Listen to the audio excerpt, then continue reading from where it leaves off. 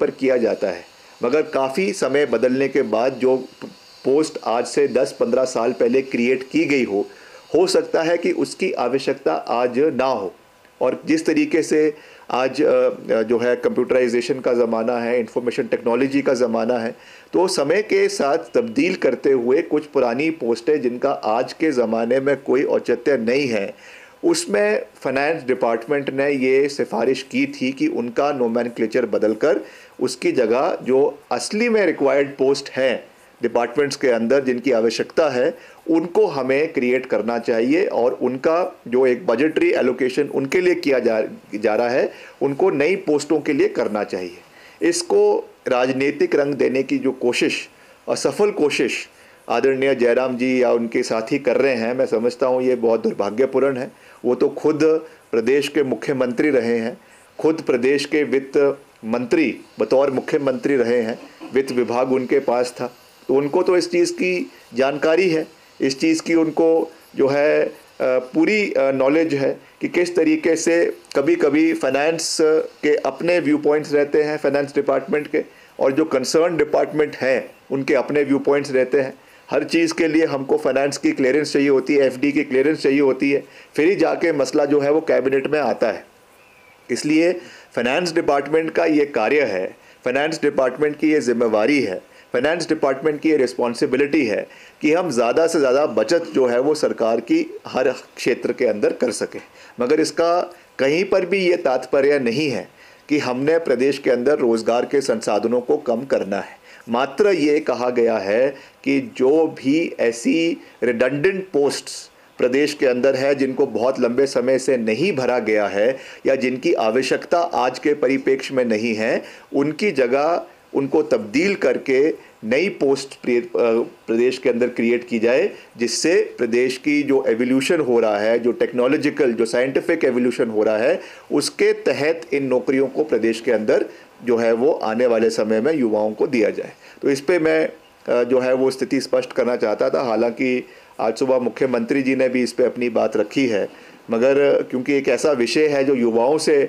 जुड़ा हुआ है, प्रदेश के भविष्यों से जुड़ा हुआ है, इसलिए इसके ऊपर स्पष्टता से बात करना और एक साफ पिक्चर जो है वो प्रदेश के लोगों के बीच रखना, ये हमारा दायित्व बनता है। और मैं फिर से ये विश्वास दिलाना चाहता हूँ कि अगर कोई भी इसमें कोई शॉर्टकमिंग है, कोई भी अगर इसमें कोई ऐसी चीज़ है जिससे प्रदेश के लोगों के हित, कहीं ना कहीं युवाओं के हित जो है वो दब रहे हैं, तो मैं ये विश्वास दिलाना चाहता हूं कि इस विषय को हम पूरी गंभीरता के साथ अगली कैबिनेट मीटिंग में उठाएंगे और वहां पर जो भी इसके लिए इसमें मॉडिफिकेशंस, फर्दर मॉडिफिकेशंस करने की आवश्यकता होगी वो करे जाएगी। मगर अभी भी जैसा मैंने कहा है, स्थिति बिल्कुल साफ़ है, मगर फिर भी अगर लगता है कि कुछ ना कुछ इसमें और तब्दीली करने की आवश्यकता है, तो निश्चित तौर से युवाओं की आवाज़ को हम सरकार के समक्ष और कैबिनेट में हम उठाएंगे, ताकि युवाओं के हितों की रक्षा जैसे हमने हमेशा करी है वैसे आने वाले समय में भी करने का संपूर्ण प्रयास हम करें। इस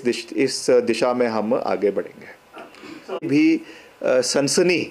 जयराम जी को नहीं फैलानी चाहिए। मैं जानता हूँ वो उस कुर्सी पे बैठे हैं जहाँ पे सनसनी फैलाना उनका दायित्व है, मगर जैसा मैंने कहा कि वो खुद प्रदेश के वित्त मंत्री रहे हैं, प्रदेश के मुख्यमंत्री रहे हैं, तो इस तरीके की बातें नहीं करनी चाहिए जिसका कोई औचित्य लोगों के बीच में नहीं है। ठीक है, जैसा मैंने कहा कि कुछ ऐसी पोस्टें हैं जो रिडंडेंट हो गई है, मगर उसके साथ साथ नई पोस्टों को क्रिएट करना भी हमारा दायित्व जो लगातार हो रहा है। हर कैबिनेट में नई पोस्ट क्रिएट हो रही हैं जिनका आज के परिप्रेक्ष्य में आवश्यकता है, लोगों में आवश्यकता है, तो उस चीज़ को देखा जा रहा है, उस चीज़ को समझा जा रहा है। तो कोई भी ऐसा निर्णय सरकार नहीं लेगी जिससे प्रदेश के युवाओं का भविष्य अंधकार में जाए। हम हमेशा प्रदेश के युवाओं के हित में खड़े थे, खड़े हैं और खड़े रहेंगे। और मुख्यमंत्री जी ने भी आज सुबह इस पे पूर्ण रूप से जो है वो स्थिति को स्पष्ट किया है, और जो उन्होंने बात रखी है हम उनकी बात से सहमत है, और निश्चित तौर से उसको ही आने वाले समय में लागू किया जाएगा।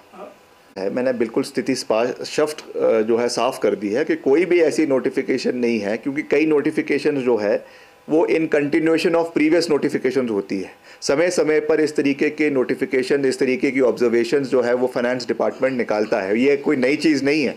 और मैं बार बार ये जयराम जी को कह रहा हूँ कि वो एक पढ़े लिखे व्यक्ति है, खुद वो प्रदेश के वित्त मंत्री रहे हैं, वो खुद जानते हैं इस बात को कि समय समय पर फाइनेंस डिपार्टमेंट का व्यू अलग होता है और जो कंसर्न डिपार्टमेंट्स है उनका व्यू अलग होता है। हम चाहते हैं कि हम इतनी नौकरियां निकालें, मगर एफडी का व्यू उस पर कुछ और होता है। ये चीज़ आज की नहीं है, ये चीज़ हमेशा से चलती आई है। तो उसको सरकार की मंशा से जोड़ने की आवश्यकता नहीं है। फाइनेंस डिपार्टमेंट हमेशा वो बात करेगा जिससे प्रदेश के जो है वो कोष में ज़्यादा से ज़्यादा राजस्व आए। मगर जो दूसरे डिपार्टमेंट्स है या मुख्यमंत्री है, उन्होंने ये भी देखना है कि साथ में जो वेलफेयर स्कीम्स प्रदेश की है वो चलती रहे। तो हो सकता है उसका संज्ञान एफडी के साथ, फाइनेंस डिपार्टमेंट के साथ मेल ना खाता हो, मगर ये चीज़ें तो ऐसा नहीं है कि आज पहली बारी हुई है। ये तो एक नॉर्मल प्रोसेस है जो चलते आया। पुरानी नोटिफिकेशन जिसमें भाजपा की सरकार की भी है, धूमल साहब की सरकार की भी है, 2012 की, जब धूमल साहब का आखिरी साल था उनकी सरकार का, उस समय की भी नोटिफिकेशन है कि ये ऐसा ऐसा काम होना चाहिए। तो ये तो एक रेगुलर प्रोसेस है, क्योंकि फाइनेंस डिपार्टमेंट का, जैसे मैंने कहा, अपना व्यू होता है, मगर सरकार का अपना व्यू है। और सरकार का जो व्यू है वो कैबिनेट का व्यू है, मुख्यमंत्री का व्यू है, और हमको उसके साथ आगे बढ़ने की आवश्यकता है। 5 लाख नौकरियों लिखा है जो इनका जो नोटिफिकेशन है कि इसमें जो है आपकी only those redundant post are to be abolished which are of no more use in the said department organization of the government. Apart from this, it may, if any other posts are to be created afresh, even with changed nomenclature as per their needs requirements, complete proposals to be moved to FD, the finance department, immediately through usual mechanism so that proper budget could be sanctioned against them in advance. तो इसमें कहीं भी ऐसा नहीं लिखा गया है कि हम इतनी पोस्टों को